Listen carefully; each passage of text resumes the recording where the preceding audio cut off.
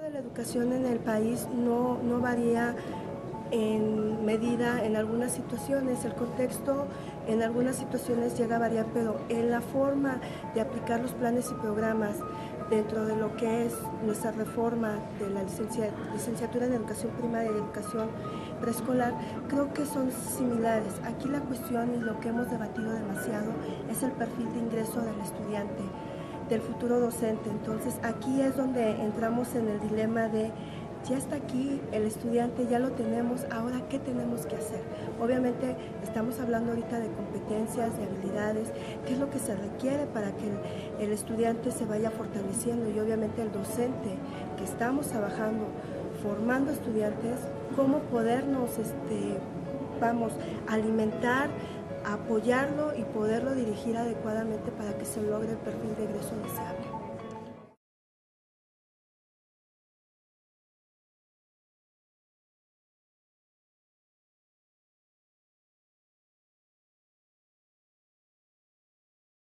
Primera reunión del Grupo Nacional ya, en esta segunda etapa, pues yo me permití hablar de los diferentes planes de estudio, 75 reestructurado, 84, 97.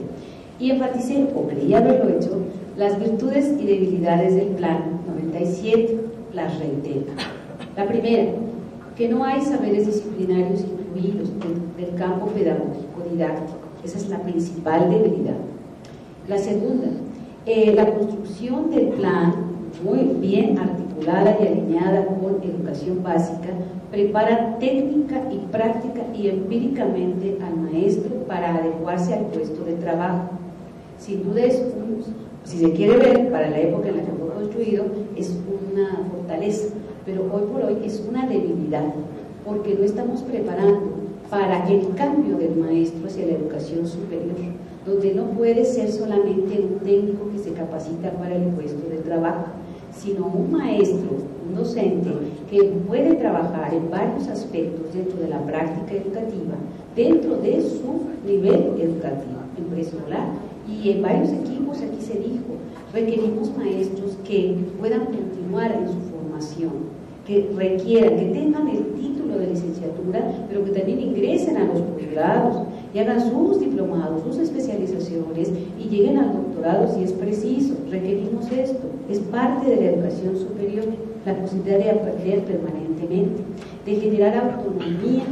Y estas cuestiones, pues justamente el Plan 97, aunque las tenía explícitas en algunos rasgos del perfil que no están bien calibrados. Si ustedes quieren evaluar cada rasgo del perfil del Plan 97, verán cuánto problema les causa. Ya les mencionaba yo el ejemplo. ¿Cómo evalúan identidad profesional y ética? ¿A través de qué? De lo que dicen los rasgos del perfil. Difícil. Lo que sí se puede evaluar es si conoce, por ejemplo, bases filosóficas y políticas del sistema educativo. Pero ustedes me dirán, si por saberme el artículo 3º constitucional, yo ya tengo identidad profesional y ética y responsabilidad. Estas cuestiones son las que nos meten en una encrucijada respecto a la comparabilidad de planes de estudio respecto a los que tenemos en la educación normal y los que se tienen en la educación superior.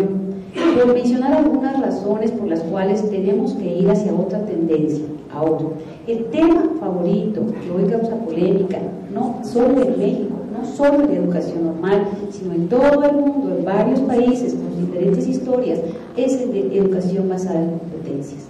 Y por eso es que este segundo encuentro nos hemos dedicado con precisión a hablar del tema, tratar de decir, bueno, ¿quiénes han hablado de competencias? Claro, Coro, ¿no? Hemos trabajado algunas cuestiones respecto a cómo lo han ido decantando hacia formación docente, ayer en particular, 10 nuevas competencias para enseñar. Digo, más próximo, ya no tenemos otro, ¿no? O sea, de verdad que nos hemos preocupado por traerles justo lo que ancla didácticamente posible para entrar de lleno en lo que a nosotros nos compete. La situación actual demanda un maestro diferente. Ustedes mismos ya han visto que el Plan 97 es insuficiente para responder a las demandas, no solo de la red, porque podría leerse desde allí, no, es de cualquier reforma educativa. ¿Con qué lentes lo lee? Alguien aquí en el primer encuentro decía, sabemos los qué es, pero no por qué. Entonces, esta es una oportunidad, pienso yo, de darle al maestro la posibilidad de explicar su práctica, de realmente reflexionar en para y por qué trabaja como lo hace. Pero, ¿cómo se puede preguntar cosas? Yo soy maestra séptimo y octavo y de verdad mis estudiantes son muy buenas. Yo las estimo mucho, de verdad, porque hacen esfuerzos inauditos. Ayer en la noche yo leía mi correo electrónico, maestra, por favor, puede revisar mi capítulo 2, porque hay cosas que yo no sé, porque las he leído, pero no sé si esto tiene que ver. Se los puedo leer si quieren, ¿no? Y de repente yo decía, espérate, ¿dónde están los marcos de referencia pedagógico-didácticos donde mis estudiantes puedan agregar para entender su práctica? No es nada más Cecilia Fierro, con todo el que hoy el maestro de Oaxaca no está por acá, que me lo recomendó mucho y sí, yo ahí lo tengo también de cabecera, y otros textos. No es solamente leer para citar, que es lo que estamos cayendo. Yo no me miento, o sea, yo sí sé que mis estudiantes tienen dificultades y que no solamente son producto de un Plan 97, sino también de un ingreso con ciertas dificultades, ¿no? Que todavía tenemos que trabajarle más. Acuérdense que son 2 años que estamos aquí comprometidos en un buen perfil de ingreso. También tenemos que discutir esta cuestión, otra serie de cuestiones de cómo debemos estar formados los formadores de docentes para cumplir con las expectativas, que ese es el otro reto. ¿Qué tan preparado estoy para enfrentar los saberes que planteo en las dimensiones formativas en las cuales comprometo a mis estudiantes y a mí misma? O sea, yo qué sé de eso que está allí. O sea, el esfuerzo es doble, es un trayecto doble formación, porque aprendo pero también aprendo para enseñar a otro, ¿no? Cosa tan antigua como en yo lo hubiese dicho, ¿no? El que enseña aprende 2 veces y doble. Pero en esto está el reto, un reto muy grande. Esto es, decíamos, un reto para todos, no nada más para Plan 97. Plan 97 sí me parece una excelente propuesta. Todos nos comprometimos con ella, ¿no? ¿Se acuerdan? ¿No? Empezamos. Plan 99 lo mismo y subsecuentes. Sin embargo, los retos ahora, los tiempos de conocimiento van cambiando con mayor agilidad.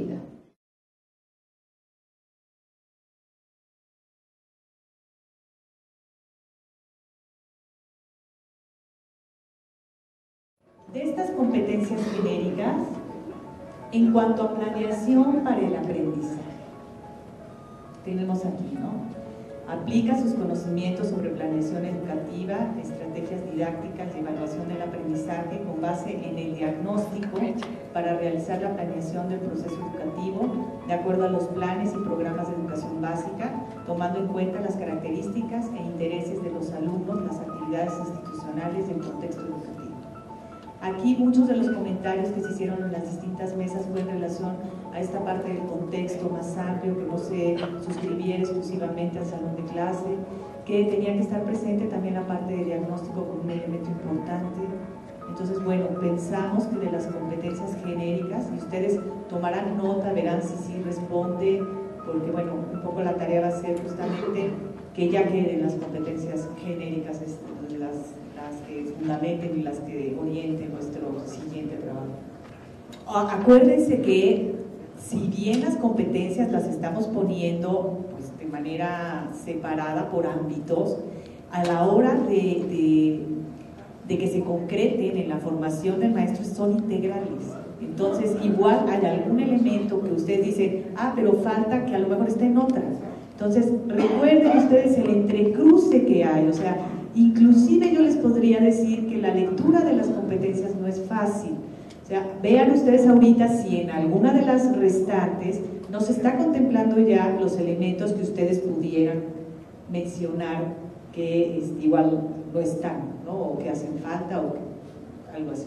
Para organización del ambiente en el aula, pusimos, crea ambientes formativos utilizando diversos lenguajes para generar relaciones interpersonales positivas en el grupo, favoreciendo el aprendizaje y la autonomía de los alumnos. Esto de los lenguajes es lo que nos abre el panorama. Creo que tampoco estaba presente, era una inquietud de todos los equipos, el que se pudieran manifestar estos diferentes lenguajes. Habrá su momento para poder desarrollar cada uno de ellos. Aplica los saberes disciplinarios y las didácticas específicas para las diversas situaciones de aprendizaje que enfrentan. Nuevamente aquí esta parte de lo disciplinario que, si ustedes relacionan con lo que nos acaba de presentar Laura, en las dimensiones, estamos con este saber que es un punto prioritario en la formación del maestro. Este saber disciplinario que va a acompañar y que es indispensable para poder lograr un proceso de aprendizaje en los alumnos. Entonces, bueno, aquí sería en cuanto a organización del ambiente en el aula. Promover el aprendizaje de todos los estudiantes. Diseña y regula espacios de aprendizaje incluyentes para todos los estudiantes con el fin de promover un clima de convivencia, respeto y aceptación. Bueno, aquí tenemos toda esta parte que tiene que ver pues, de alguna manera con la diversidad, con la inclusión, pero ya de una manera mucho más amplia. Esta es una genérica grandota, muy grandota, pero al mismo tiempo eso nos permite verla abarcadora. Compromiso y responsabilidad en la profesión. Reflexiona críticamente y de manera colegiada su práctica docente de acuerdo a sus intereses educativos y cualidades profesionales para poder tomar decisiones que le permitan mejorar su trabajo en el aula. Punto señaladísimo en las sesiones de trabajo que hemos tenido. Esta parte de dónde está este pensamiento crítico del profesor, aprender que también se ha comentado, este deseo de que responda a la primera parte de fundamentación que tenemos en el documento, en donde se habla de la profesionalización y de su importancia. Entonces aquí estaría reflejada en esta competencia. Vinculación con el entorno comunitario e institucional. Establece relaciones de colaboración con los diversos agentes sociales y la institución escolar para llevar a cabo proyectos educativos de interés para la comunidad. Se ha mencionado la importancia de que los proyectos no se suscriban nada más al aula, sino que se hable de proyectos más amplios que abarquen la institución y que tengan un carácter social y que se vinculen con esta parte de los agentes sociales y con la comunidad, por supuesto. Evaluación. Faltaba y aquí está. Aplica sus conocimientos sobre evaluación en situaciones de diversidad, desarrollo de los aprendizajes esperados, los materiales curriculares, proyectos y programas institucionales para intervenir de manera pertinente en los diferentes ámbitos de la tarea educativa. Esta creo que nos hace una falta enorme y la evaluación es un tema central en el quehacer educativo hoy por hoy. Estamos en un mundo globalizado que se rige en muchos sentidos por estas diferentes formas de evaluación y sin asumirse de una manera crítica a ellos, el maestro debe de estar preparado para enfrentarlos, para poder entender y dar solución y tomar decisiones en las paradojas de la evaluación educativa, porque eso es lo que se vive hoy en día. Toma decisiones acerca de su formación continua para mejorar en la práctica docente, incorporando el uso de las TIC y el aprendizaje permanente. El aprender a aprender, que también ha sido reiteradamente dicho en las sesiones de trabajo, y que de alguna manera lo podríamos ubicar en alguno de los ámbitos, pero dijimos, bueno, por el momento vamos a darle este espacio y a lo mejor ustedes nos van a ayudar a pensarlo y a acomodarlo y a ver en dónde puede tener un mayor énfasis, o que realmente no esté forzado, ¿no? Todo lo demás, la verdad es que es un trabajo que fluyó, porque ha sido un pensar y repensar, un retomar, analizar, sintetizar, volver a abrir, volver a cerrar. Ha sido un trabajo verdaderamente de mucho abrir y cerrar, de volver a revisar todo lo que se todo lo que se ha trabajado, todo lo que se ha mencionado, y tratar de ser incluyentes y propositivos. Toda competencia, ¿sí?, implica saberes. Nosotros trabajamos el concepto de dimensión formativa para que sea el más arropador de estos términos que estamos ocupando: el de ámbito, el de saberes, el de competencia. Ahí están todos en interacción. Nosotros al final, porque así nos lo pide Educación Superior, y es un requisito, no solo para nosotros en lo que viene, sino para todas las universidades, es en términos de competencias genéricas cómo vamos a evaluar lo que ustedes están formando. Entonces, por eso es que nuestro esfuerzo va, más que un ideario pedagógico, que es lo que se nos ha pedido que superemos, porque nosotros tenemos nuestro ideario y al rato se los leo, ¿no?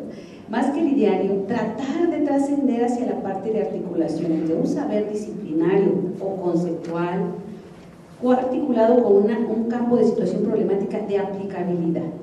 Por eso es que es complejo esta enunciación, no es sencilla. Si ustedes se fijan, en textos de 3, 4 renglones tenemos que aglutinar un conjunto de varias cuestiones que se relacionan, interconectan. Esa es la dificultad, y de diferente orden, de orden aplicativo, de orden referencial, de orden conceptual, de marco teórico, de muchas cosas que están ahí.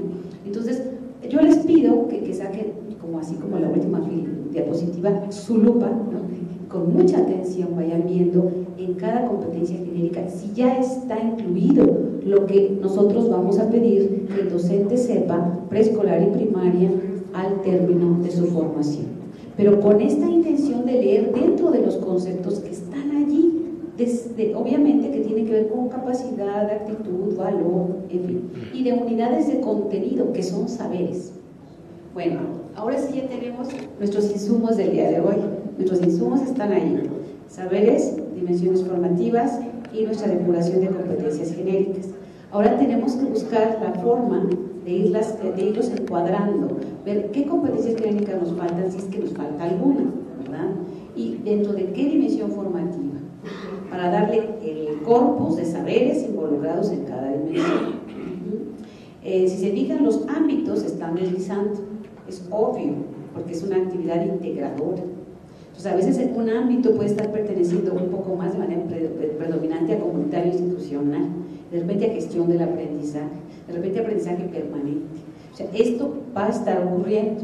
Lo importante es que mediante las competencias genéricas nosotros tengamos elementos para generar indicadores evaluables, para ir valorando y siguiendo el avance de la formación de los estudiantes, ¿no?, que se están formando, que se van a formar.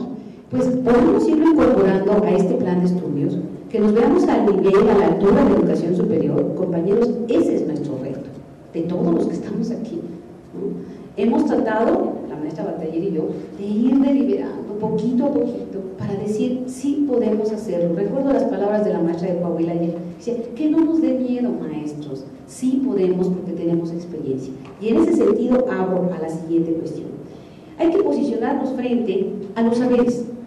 Los saberes los estamos usando de manera diferente. A veces decimos saberes con respecto a lo disciplinario, existen. A veces con respecto a los conceptos, o sea, contenidos, existen.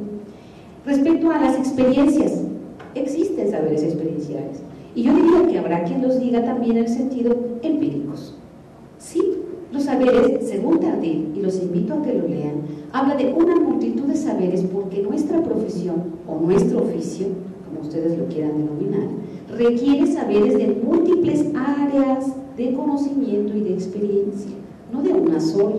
Requerimos conocimientos filosóficos, ¿verdad?, de diferente nivel, pero requerimos teoría de conocimiento para saber cómo se origina y cómo evoluciona el conocimiento en los diferentes campos del saber que llamamos disciplinas. Luego requerimos también una serie de elementos para interpretar la realidad desde el punto de vista social. Requerimos elementos sociológicos para explicarnos por qué estamos cambiando, por qué hoy hablamos de culturas juveniles, por qué nuestros estudiantes hoy son diferentes a los estudiantes de hace 10 años o 20 o 30 o 40 como algunos de nosotros fuimos, ¿no? Son diferentes. ¿En qué son diferentes? Hoy se requiere una segunda lengua, hoy se requiere una lengua extranjera, hoy se requiere una lengua adicional de manera, inminente. En la parte de las experiencias, yo creo que, pues no sé, pero los campos y los contextos son muy diversos. Aquí estamos representando 32 entidades muy diferentes. ¿Cómo recuperar esto? ¿Cómo incluirlo? ¿Cómo respetar lo diverso sin perder la unidad? Ese es nuestro reto como país, como maestros, y que es también el legado que dejamos a los siguientes estudiantes y futuros maestros. Pues ahí tenemos varios tipos de saberes, muchos, yo podría seguir enunciando muchos. La complejidad es concretarlos, decimos nosotras, en dimensiones formativas, un poco ya vislumbrando estructura curricular, ¿verdad? Y por otro lado, sin perder las unidades de contenido que tanto nos preocupan, porque detrás, la mayoría de nosotros nos hemos formado, perdón si lastimo la orientación filosófica de alguien o sociológica, de manera positivista, donde el saber es un saber de contenido. Entonces, si no hay conceptos que trabajar, parecería que no estamos más que jugando en el aula. Eso me pasa mucho en la práctica mía. De nada más se la pasan jugando, no, es que hay saberes implícitos allí. ¿Cuáles son? Desentrañar lo que implica el trabajo en el aula requiere saberes también de diferente orden. Bueno, no me extiendo más, saberes es un tema complejo, pero lo que sí trato de decirles es que cuando decimos saberes, tenemos que ponerle el adjetivo. Saberes conceptuales, saberes referenciales, saberes disciplinares, saberes empíricos, saberes docentes, cuando queremos referirnos, para que entonces no confundamos el término y lo usemos indiscriminadamente. Que esos saberes deben y pueden estar incluidos en la redacción de una competencia genérica, por supuesto, porque no podemos aplicar, no sé, una situación didáctica si nosotros no tenemos saberes que están implícitos en esa actuación de aplicación de situación didáctica. Todos aquí diseñamos situaciones didácticas y aplicamos. ¿Me dirían que no hay saberes ahí? Que sí los hay. Por supuesto que sí. Entonces, este es el juego del que estamos justamente. ¿Cómo estamos diciendo lo que decimos y al mismo tiempo lo que comprende? Por eso, un equipo ayer nos decía, hay que describir cada ámbito. Ahora, nosotros estamos diciendo lo siguiente, como reflexión del día de ayer. La dimensión pedagógico-didáctica puede abarcar como posibilidad, y no lo digo como una imposición en lo absoluto, porque aquí lo que menos se hace es imponer. Puede abarcar dos ámbitos, por lo menos: preparación para el aprendizaje, organización del ambiente escolar, y este otro que estamos discutiendo y que todos los equipos ayer propusieron, sí, por lo menos la mayoría sí, que yo recuerde, evaluación. Puede generar, puede aglutinar, puede estar ahí en esa dimensión pedagógico-didáctica, pero también pueden estar los saberes disciplinarios de las ciencias de la educación. Por supuesto que sí, apoyando, avalando, conversando con estas tareas del educador, porque es la parte aplicativa y la parte del saber disciplinar. Entonces son los saberes experienciales, los saberes que tienen que ver con la didáctica, y al mismo tiempo tendríamos que incorporar lo de las ciencias de la educación y las disciplinas que seguramente requerimos trabajar con más profundidad, porque a reserva de quienes son matemáticos ya, ¿no?, que se prepararon en esa especialidad, díganme ustedes si nuestros bachilleres que ingresan a la licenciatura ya tienen un nivel de, pues, un poquito superior de matemática o de lengua o de ciencias naturales o de ciencias sociales, que también fue un vacío importante, porque con un semestre o dos por mucho de ciencias naturales y su enseñanza no alcanzábamos a ver todo lo que teníamos que ver sobre los contenidos para trabajar e interpretar cualquier libro de texto y cualquier programa de básica. Nos hace falta. Nos hace falta abrevar de las investigaciones en matemáticas, en lengua, en ciencias naturales y ciencias sociales, por supuesto que sí, para que de esos resultados podamos incluir estrategias y aplicarlas en básica también, ¿no? Vaya, todo eso está fuera del plan 97. Y entonces es un poco lo que el reto es empezarlo a recuperar. Y por eso es que la redacción de las competencias tiene que ser también descrita dentro del ámbito y de la dimensión a la que corresponde, para que tenga esa connotación, esa profundidad. Si no lo hemos dicho suficientemente, pues escribirlo, ¿no? Como nos invitaban ayer, hagamos ejercicios de ensayo, de redacción, vamos cada quien un ámbito, por ejemplo, o una dimensión formativa para hacerlo más amplio, y sobre eso trabajamos. Por supuesto que los ámbitos se encontrarían incluidos dentro de las dimensiones, que es hasta ahorita el término más abarcativo que se nos ha ocurrido para marcarlo ya con posibilidades hasta de la estructura curricular. Que sabe que allá podemos manejar trayectos formativos, pero que nos parece, es una hipótesis, que las dimensiones podrían irse englobando por trayectorias. Por supuesto, pensando en la estructura, nos falta la parte del dispositivo transformacional, que es la práctica profesional, ¿no? Que no le hemos mencionado, que eso también es un tema de discusión y debate, pero por lo pronto ya empezamos a mencionar que es nuestra parte central de trabajo y de formación. Dispositivo de formación es la práctica profesional, como en el caso de otras disciplinas es la parte clínica, ¿no? La parte aplicativa, la parte, etc. Bueno, la institucional, la dimensión institucional, o de que acá la mencionábamos como, bueno, pusimos gestión institucional, sí, formativa institucional, abarcaría el ámbito, si no me equivoco, ustedes me dicen, vinculación con el entorno comunitario e institucional, en el entendido que trabajamos, o nuestros maestros trabajarán en una institución educativa y que desde ahí tienen que establecer los lazos o vínculos con la comunidad, y que la escuela está inserta en un contexto y una comunidad determinada. En formación personal, allí realmente no es por descuido, sino porque considerábamos que no sabíamos si ameritaba abrir la dimensión o no, pero con los comentarios que ustedes ayer nos hicieron, el énfasis en aprender a aprender, el énfasis en que cómo vamos a manejar las TIC, el énfasis en que la lengua adicional y la lengua nacional y la acción comunicativa eran importante que se trabajaran. Entonces podemos ahí abrir en esa dimensión al maestro como el actor social que se merece ser, que se va construyendo la identidad en función de la interacción cotidiana, cuando realmente dice sí quiero ser maestro y quiero desarrollar mi labor en este sitio con estos alumnos determinados, y requiero elementos de lectura, elementos de comunicación, y en la comunicación estamos incluyendo el tipo de lenguaje, a veces es no verbal, a veces es artístico, a veces es lenguaje matemático, hay muchos tipos de lenguajes. Ahora se habla de enfoque por lenguajes, y ahí tendríamos también que investigar toda esta acción comunicativa que está detrás. Nos hace falta allí en la formación personal incorporar todo esto de procesos culturales, ¿no? Que para nosotros es promover el aprendizaje de todos los estudiantes. Por supuesto, reitero, los campos de la ciencia y el arte, la tecnología, lo veíamos como un lenguaje, por eso que lo vinculamos con la formación en términos personales y continua. ¿Por qué? Porque decíamos las TIC por sí mismas pues tienen un valor. Nuestros estudiantes, de verdad, bueno, lo digo por mí, nos rebasan en todo sentido en la parte de tecnología, ¿no? Pero ¿qué sucede además? Si no la usan con inteligencia, con reflexión, con un quehacer pedagógico detrás, que los motive a usar las tecnologías, pues tampoco nos sirve de mucho. Entonces la tenemos que enlazar con un desarrollo, con una formación personal, pero al mismo tiempo con vías a el trabajo docente. Bueno, por eso es que ahí aglutinábamos estas características.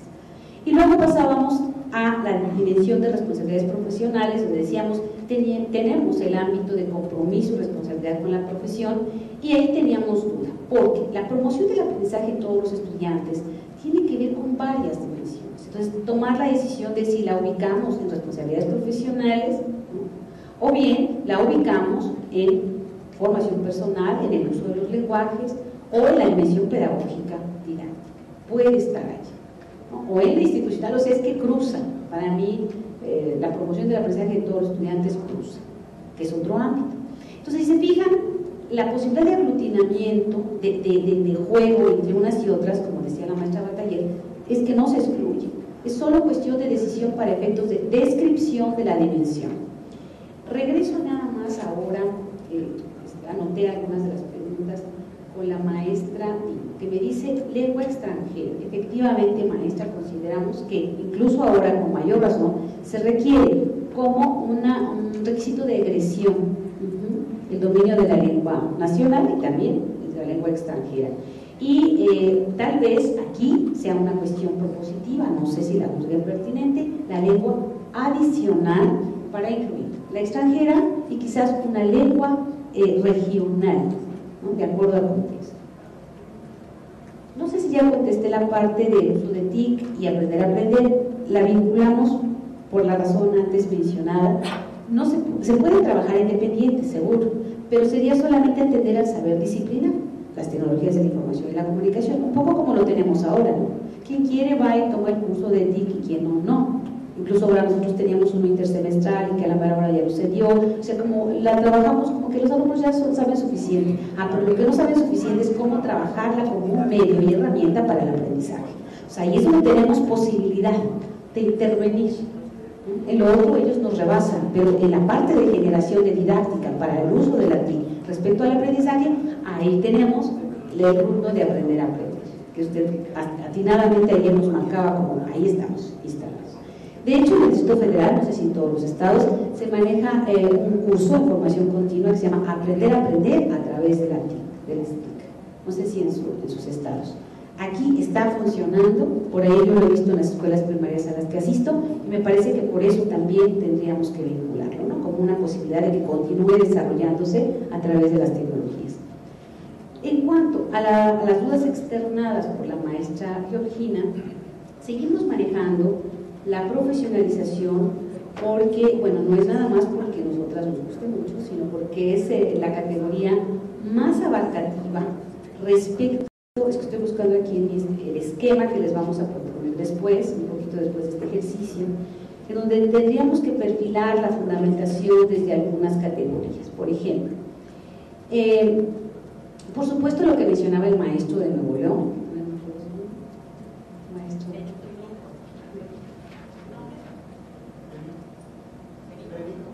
el maestro Benito, muchas gracias maestro, sobre las reformas de maestros en el país, sería una categoría, antecedentes de los cambios culturales anteriores.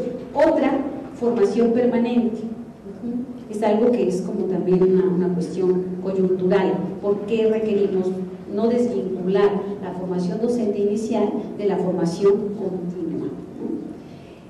Sobre todo para que los maestros, como consecuencia, categoría 3, se profesionalicen. O sea, adquieran una postura diferente. El libro que me recomendó por allá el maestro de Yucatán, de Christopher Day, ¿verdad? Habla justamente de esa categoría. Ajá. Sí.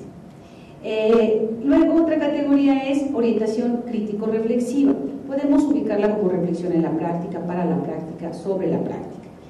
Esta orientación es muy importante, desde el grado 27 la estamos trabajando, sin embargo, la trabajamos desde la parte pragmática. Diu, obviamente, fue su origen, pero ahora habría otros autores, ¿verdad?, con los que podríamos enriquecerlo y abarcar algo que no incluimos, y seguramente ya se dieron cuenta, que es la palabra investigación. Hemos resistido críticas muy fuertes desde el Plan 84 respecto a si el maestro no debe formarse en investigación. Algunos equipos de los aquí presentes la propusieron explícitamente, incluso ya hasta desde métodos cuantitativos o cualitativos de investigación. Cuando no queda muy claro cómo se vincula, cómo se genera la investigación en el aula, los que en algún momento nos hemos dedicado a investigarlo, por ahí tenemos algunos elementos claros. Sin embargo, cuando no lo tenemos suficientemente claro en general, creemos que se debe de aislar del grupo y hacer su investigación, ¿no? Y llegar y observar al grupo y retirarse. Pues no es así. O sea, el maestro que está investigando constantemente es ese práctico reflexivo del que nos habla Shaw. Y ese práctico reflexivo constantemente está buscando información, sistematizándola para ver cuál es la regularidad en la que se encuentra e intervenir, incidir. Y esto tiene una serie de corrientes también anglosajonas como la de Eliot, por ejemplo, sobre la investigación-acción, y que ustedes seguramente habrán leído, ¿no? Stenhouse, él, habla de la investigación en la práctica, en la acción, y se hace teoría fundamentada, que se llama, desde otros autores como Gleiser y Strauss. Esa es una vertiente anglosajona que nos dice: el maestro constantemente se convierte en un cuestionador de lo que hace, cuando tiene más elementos disciplinares desde donde entender, valorar, cuestionar, pensar su práctica. Cuando no los tiene, piensa que está bien y que su único referente es la práctica, en el caso de este plan, del tutor que le acompaña. Cuando no es así, dice: pues yo creo que yo estoy bien porque sentí que los niños habían aprendido, como que sentí, creí, pero no comprobé, verifiqué, vi la regularidad. Y esto invita a que quizás en alguna competencia genérica nosotros en este rubro de orientación crítico-reflexiva podamos hacer algunas aproximaciones para entrar a la indagación sistemática con posibilidades de salud, de documentar la práctica, para empezar a generar foros de intercambio entre docentes que nos permitan ir avanzando en la producción de conocimiento que no está producido, lo dijo recientemente en Quipus la uruguaya Denise Baleán. No hay quien estudie al docente que está trabajando en el aula, qué es lo que hace. Está abandonado ese campo de los saberes, ahora sí voy a hablar, empíricos, prácticos, experienciales del docente. Es un campo sobre el que podemos leer poco porque no está escrito mucho. Entonces ahí es donde está nuestro campo de indagación posible, abierto, no explorado. Luego, una última categoría, son 5 las que vamos a proponer, instituciones formadoras de docentes. Ahí tenemos que hablar de nuestras fortalezas, ¿no? Que somos, por supuesto, los sujetos, muestra clara de los sujetos que estamos aquí, que conocemos nuestro campo de trabajo, cómo están nuestras instituciones formadoras, que sí pueden ofrecer para avalar, para trabajar con dimensiones formativas de este calibre. Entonces, esos son los fundamentos sobre los que tenemos que sostener lo que vendría posteriormente en ese mismo documento como el esquema o ya el mapa curricular. Más o menos pretendía haber contestado algunas cuestiones de las que ustedes me han planteado, pero por supuesto necesitamos pasar a la siguiente etapa de discusión en equipos para que, bueno, no sea mi voz la que determine nada, sino la discusión de ustedes y luego podamos ya perfilar. Nuestro producto del día de hoy, de verdad, sean las 8, 9, 10, 11, es generar nuestro perfil de egreso. Es nuestra meta, nuestro propósito. De tal forma que ya sea por dimensiones, por ámbitos, como ustedes deciden, o por rasgos sueltos tal vez, podamos llegar a nuestras competencias genéricas. Decía ayer la maestra Soco de Puebla, hagamos un ejercicio de abstracción para que podamos incluir en una varias aristas, varios aspectos que sí guían esa competencia. Pero no nos cerremos solo a la enunciación de redacción, sino ver más allá qué puede decir esa competencia. Ese es el acto, ¿no?, de querer ver más allá.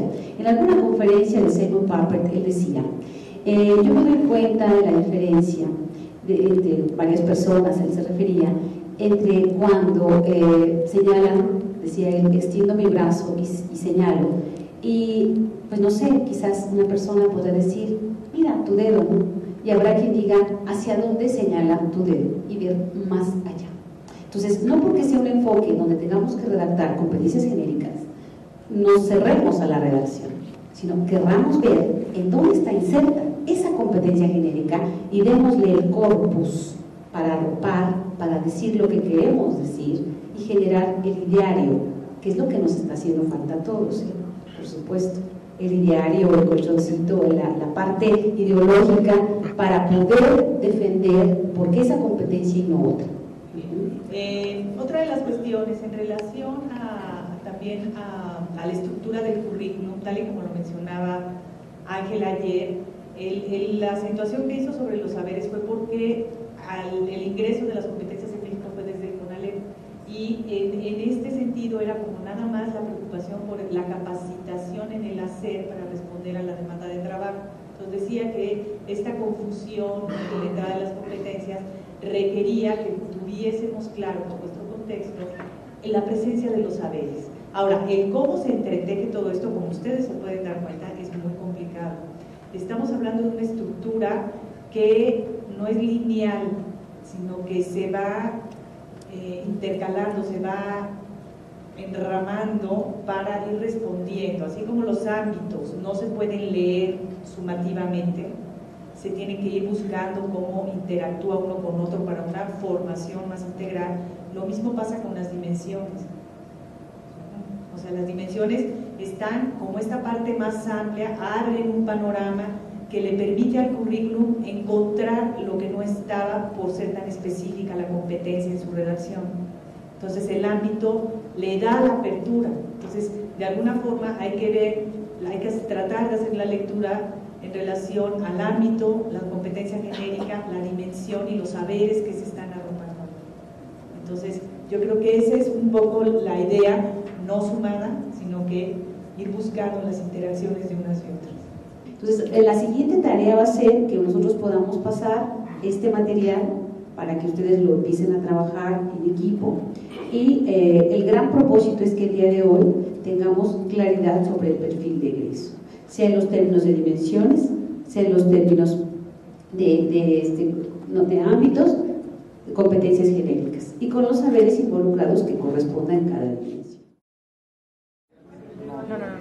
Está bien, es una competencia. Va a meterla Subirle el nivel de concepto a una dimensión. para ponerla como un aspecto de la dimensión dimensión. formativo-pedagógica. Un aspecto. Dentro de la dimensión. ¿O ustedes quieren hacer otra dimensión? Ah, sí, es cierto. Entraría en la hacerla un aspecto de la dimensión. Por la evaluación está inmerso en todos. Es aspecto de la dimensión pedagógica. Sí, Específica. A lo mejor la primera. Sí. A lo mejor la primera. Entonces hay que redactarla. Agregaría. Redactarla. Aunque tengo una duda si la evaluación entra como parte de la ciencia de la educación. No es una ciencia la evaluación. No. A ver, y si le ponemos, y de los conocimientos implicados en los programas de educación básica. Ajá, yo creo que sí. Amplio conocimiento de las asignaturas que imparte y de los conocimientos implicados. Amplio conocimiento de los conocimientos. En todo caso, amplio dominio de las asignaturas que imparten Y del conocimiento. A ver. Amplio conocimiento de las asignaturas que imparten. A ver, pasémonos a otro y dejemos Una porque Y de los saberes implicados.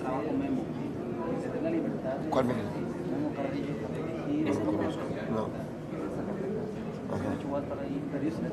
Cuando dicen relaciones interpersonales positivas, no sé si en esas relaciones interpersonales positivas se está dando los valores, las actitudes, en donde dice relaciones interpersonales positivas en el grupo. O sea, son aquellas situaciones adecuadas, pertinentes para que se dé esto. ¿Sí? Ahí estaría esa parte valoral. Pero en verdad que sí, cuando uno puede decidir, cuando tiene libertad, va muy junto con lo ¿o no? Igualmente. Pero, por ejemplo, mira, vuélvele al diagrama. Porque esto tiene que quedar bien fundamentado, porque en las escuelas nos van a decir, bueno, ¿qué hay con todas las profesiones? Entonces, ¿cómo le pudiéramos estar llamando a esto? Le pusimos comunicación, innovación, aprendizaje permanente, actuar reflexivo, convivencia humana. Y yo le decía, pero estoy tratando de buscar las competencias de ni en los saberes tampoco. No, en saberes No viene. Pero ahí hay como también hasta un vacío teórico para poder plantear la investigación desde qué perspectiva. Sí, es porque recuerden que son instituciones de educación superior de funciones educativas. Entonces, ahí tenemos ese hueco. Y lo que está escribiendo no coincide con mi idea por ejemplo, de equidad. Y entonces yo me regreso en mi mismo escrito y quito cosas y luego las vuelvo a escribir. Y en la medida que voy escribiendo me doy cuenta de que las cosas que voy escribiendo sí coinciden o no coinciden con lo que quiero decir. Y entonces sí es un proceso de reflexión de ida y vuelta conmigo mismo, es una especie de retroalimentación individual. Entonces, quedarse en la pura reflexión no garantiza el cambio. En la corriente crítica se habla de que, bueno, me hago consciente primero de que tengo esas debilidades. Es que aquí es la competencia y dice, una vez colegiado o de manera colegiada para tomar decisiones que le permitan mejorar su trabajo en el aula y en la escuela. Claro.